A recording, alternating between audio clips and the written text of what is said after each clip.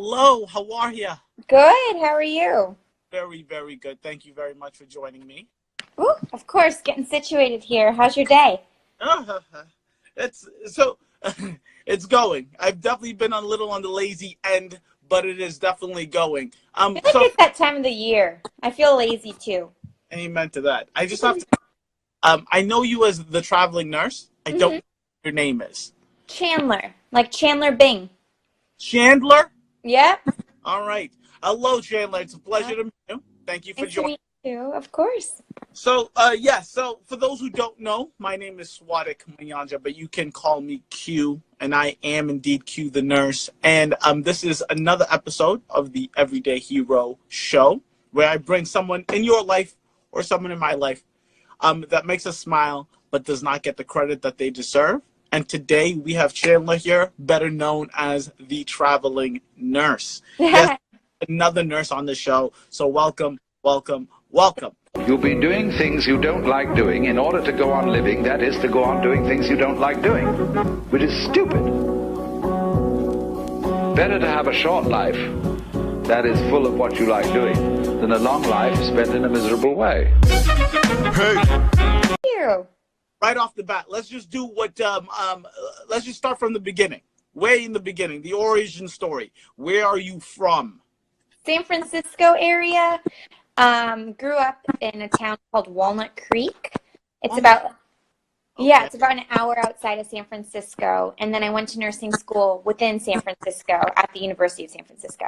Are you still in California, San Francisco area? I am now in the Los Angeles area, which is weird.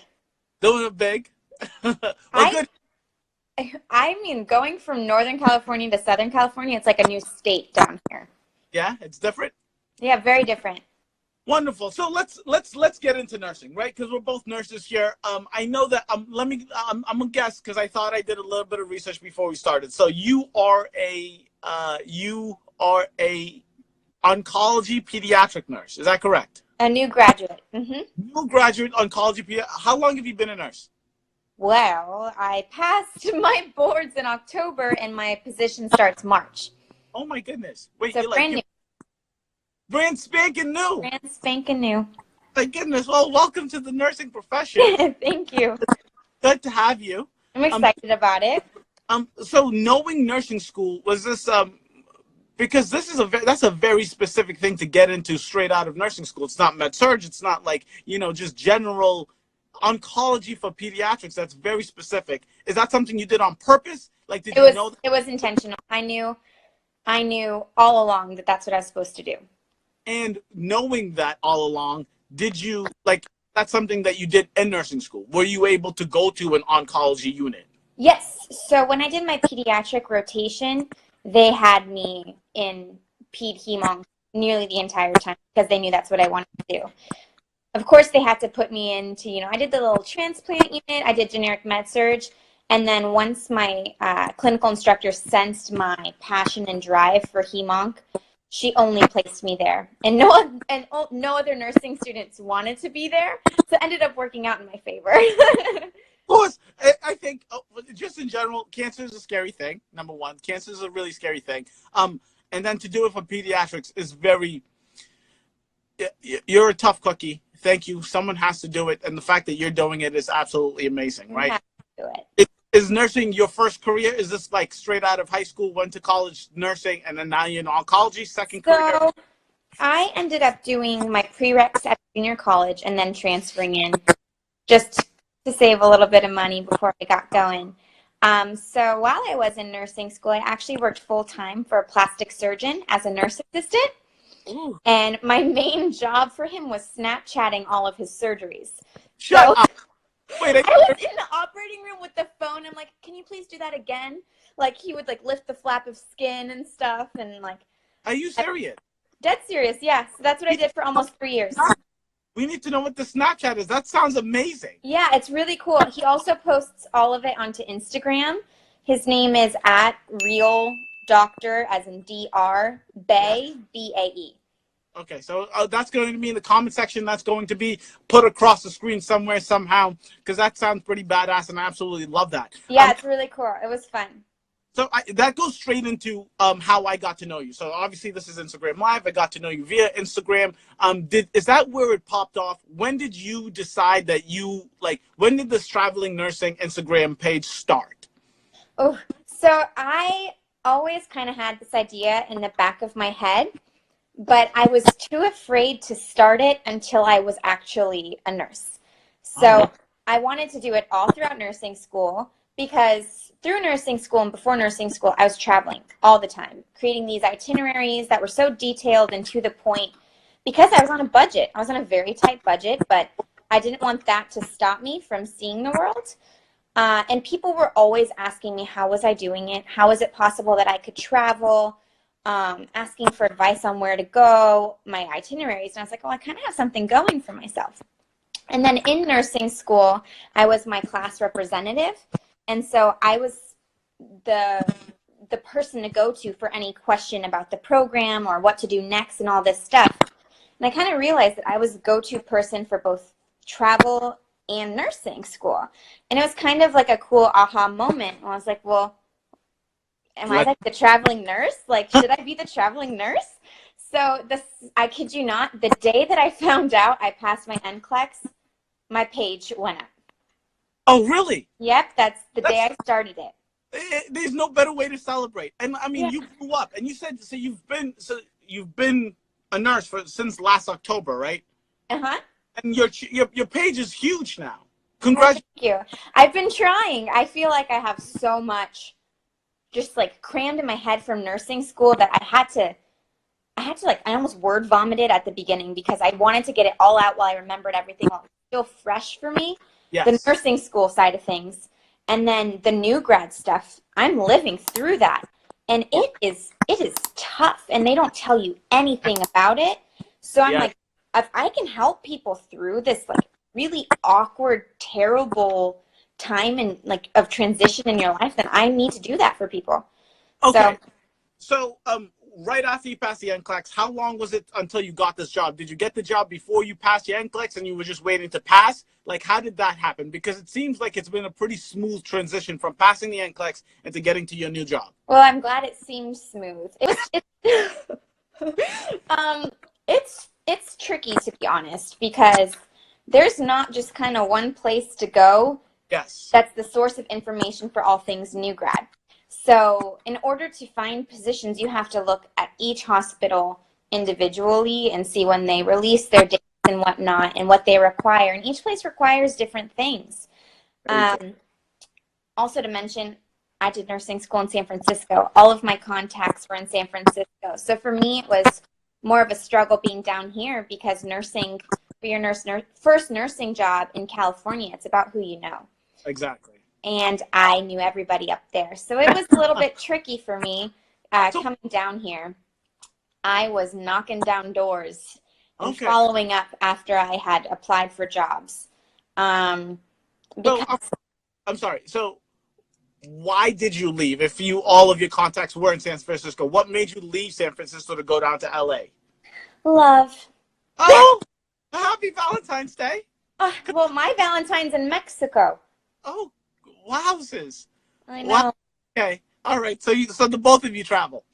Yes, he is my travel partner we've been together over 6 years now. So it's been a significant chunk of time. Congratulations. Thank you.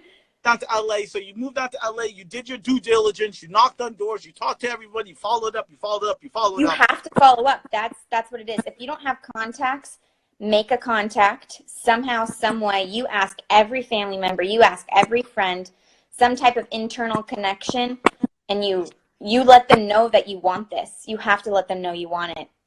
I figured it out the same exact way. And like so I'm in Boston.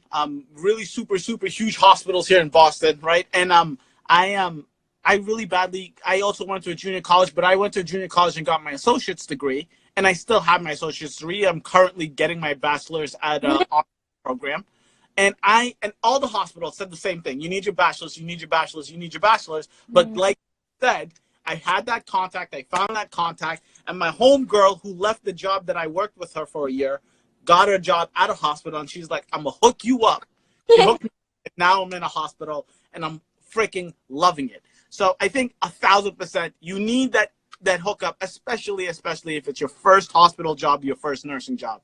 You hit that right on the head. But it also one step further. Just because you have that internal connection does not guarantee you anything. You still have to look good on paper. You still have to present yourself well. That's just what gets you to the next phase of the interview process. Potentially. It's not guaranteed. But the work still falls on you.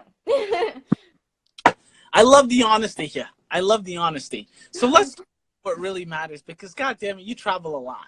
I know, and I haven't even posted everything yet. Not even for a second, right? So I know you're new to nursing, and you probably get this question a million times. Why not do travel nursing? Why not? Like, I mean, it just only makes sense for you to do travel nursing for someone who loves traveling as much as you and someone who is a travel nurse.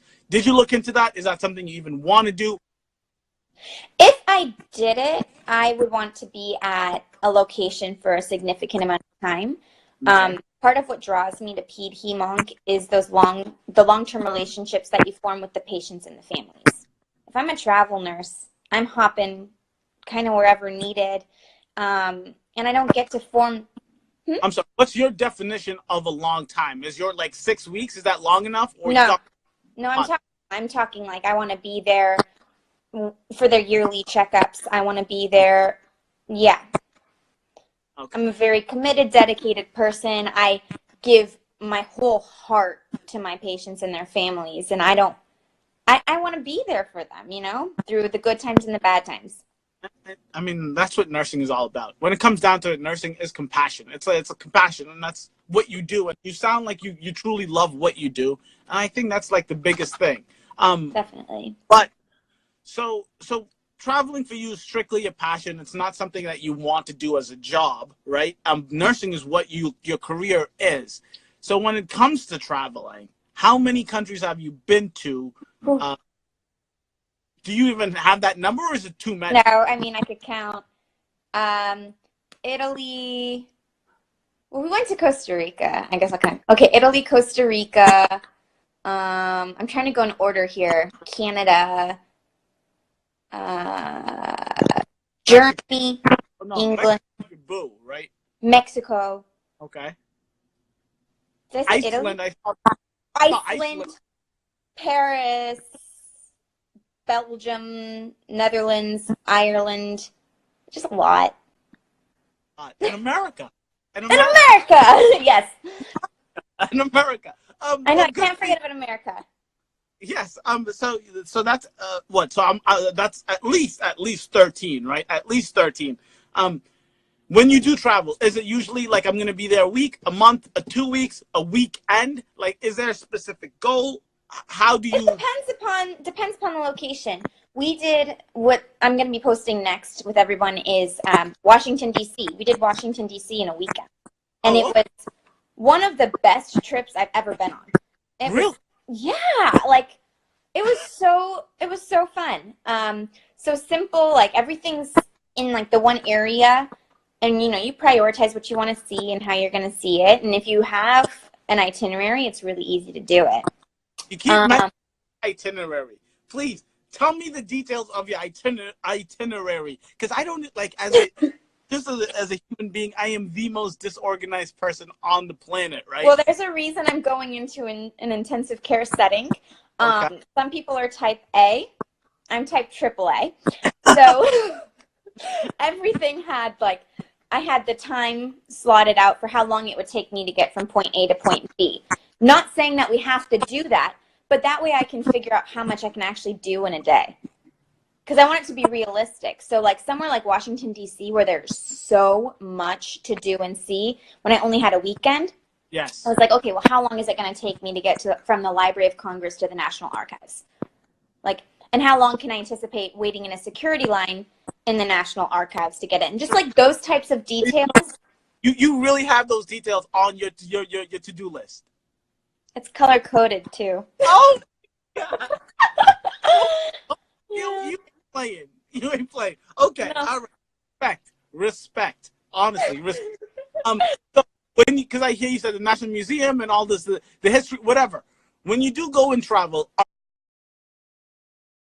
are you doing the touristy things? Do you like going and living with the people and doing like eating the food from the country? Or do you like going to Paris and seeing the Eiffel Tower? You know, like what is your like thing? I'd have to say kind of a mixture of both. One thing that we're willing, we as in my boyfriend and myself, his name is Ian, we kind of pass on the food aspect of things, to be honest, because if you go to these nice restaurants, it adds up so fast. So we put that money towards the experiences. That's one thing, like looking back on all our trips, we've never really gone to like the nicest restaurant or all that. We're like, we'll get a street hot dog and we'll be fine, you know? But we have to make sure that we hit all those big spots. Otherwise, it's going to be a big regret. But at the same time, we want that local feel. We want it to feel like we're not necessarily tourists, despite the big camera around our neck, you know? But when you do go, are you is it like, I don't want to say, of course it has to be budget oriented, right? But is it like I'm saving up 3 weeks and I'm going to splurge on this vacation? Or is it, nope, I got like $300 I'm wasting this weekend and that's all we doing? You know what? Like I buy as much as I can beforehand. I'm a very good budgeter. I know how much I'm bringing in. I know how much I can put out.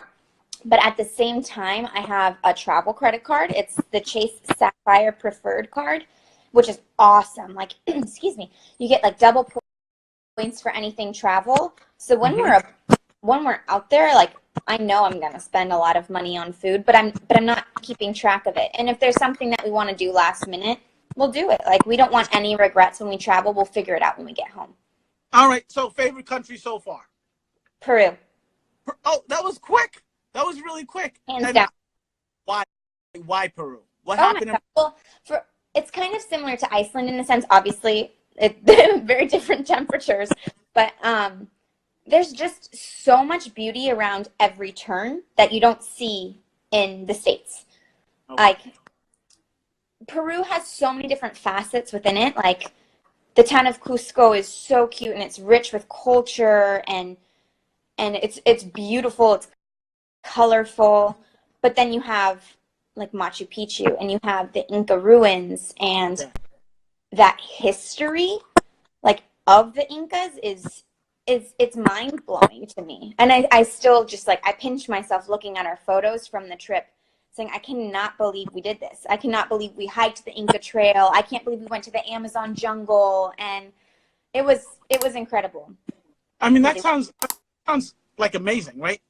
Has this always been a part of your life when you were younger, before you met the boo?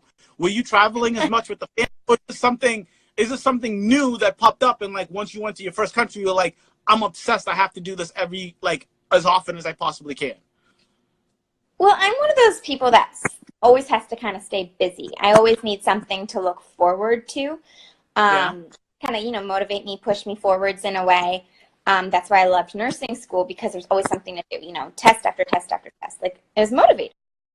You're one of people on the planet that enjoyed nursing school, but oh my gosh, I loved homework. I loved studying. Give me more. Like, I make my own homework still. But when I was 16, my aunt took me to Italy with her. She lived there for 15 years and married an Italian man. So they go back every summer to visit family. And so she took me there, and it was my first dose of culture outside of the United States. Yes. And I guess that's kind of what ignited my passion for it. My grandparents would always take my family to Mexico, but it was always Mexico. And once you've seen Mexico, you're kind of used to that beach scene, the pool scene. But in Italy, you're seeing, all of the different, like the fountains and the artwork. So I guess that's what ignited it.